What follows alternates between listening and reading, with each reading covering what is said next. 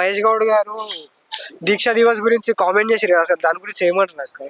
దీక్ష దివాస్ అనేది తెలుసుకోవాలంటే మహేష్ గౌడ్ 7 జన్మలు ఎత్తాలి. ఎందుకంటే తెలంగాణ ఉద్యమం తెలియదు అని అంటే అది కాంగ్రెస్ నాయకులకు. ఉద్యమంలో కనీసం కనబడని మొహాలు మీవి.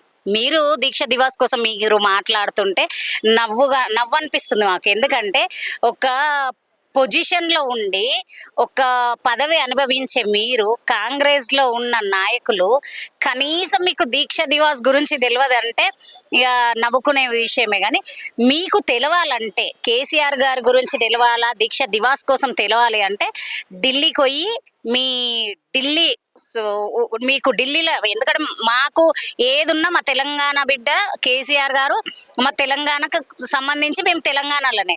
కానీ మీకు ఒక ఆఫీస్ అనేది ఉంది కదా, ఢిల్లీ పోయి ఢిల్లీ దొరలను అడుగు. మీకు దొరలు వాళ్ళు దొరసానేలు, ఆ దొరసానేలను అడగండి దీక్ష దివాస్ అంటే ఏంది, కేసీఆర్ అంటే ఏంది అనేది. ఇప్పుడు దీక్ష దివస్ జరుపుకుంది అసలు కేసీఆర్ గారు నిరాహార దీక్ష చేసి తెలంగాణను తెచ్చినందుకు. ఇప్పుడు అలాంటి తెలంగాణని కాంగ్రెస్ ప్రభుత్వం పాలిస్తుంది. రేవంత్ రెడ్డి అసలు ఎలా పాలిస్తున్నారు? అన్ని దొంగ ముచ్చట్లు చెప్పి, దొంగ హామీలు ఇచ్చి, 420 హామీలు ఇచ్చి మనుషులని, అది కూడా ఇక్కడ రాష్ట్రంలో మనకు చూసినట్టయితే జిహెచ్ఎంసీ ఇక్కడ సిటీలోనైతే కాదు, జిల్లాలలో ప్రజలు ఏందనంటే ఏదన్నా ఒక మనకు బెనిఫిట్ అవుతుందంటే దాన్ని మించిన బెనిఫిట్ ఏమన్నా ఇస్తాడేమో అనుకొని మోసపోయిండ్రు. ఆ మోసం కూడా అరికట్టే రోజు వస్తుంది. 6 గ్యారెంటీలు కూడా ఇచ్చినాం కదా అని అంటున్నారు. ఇప్పుడు ఆ మాట కోసం 6 గ్యారెంటీలలో ఏ గ్యారెంటీ ఇచ్చిండమ్మా? సన్నబియ్యం అని ఓ పెద్ద తోఫ్కాన మాటలు మాట్లాడుతున్న తోఫ్కాను రేవంత్ రెడ్డి. పిల్లలు రోడ్ ఎక్కిండ్రు. మన తెలంగాణ రాష్ట్రంలో మన పిల్లలు పురుగులన్నం అని చెప్పేసి రోడ్ ఎక్కిండ్రు. ఏడున్నారు మీరు? పిల్లలని పురుగులన్నం పెట్టి నేను సన్నబియ్యం తింటున్నాను అంటున్నావు.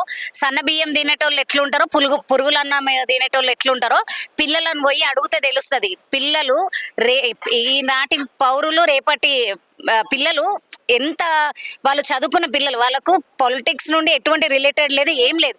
అటువంటి పిల్లలను రోడ్డును ఎక్కించిన చరిత్ర రేవంత్ రెడ్డిది. ఆ చరిత్ర మొత్తము చరిత్రలో లేకుండానే ఉన్న పేరు నీది.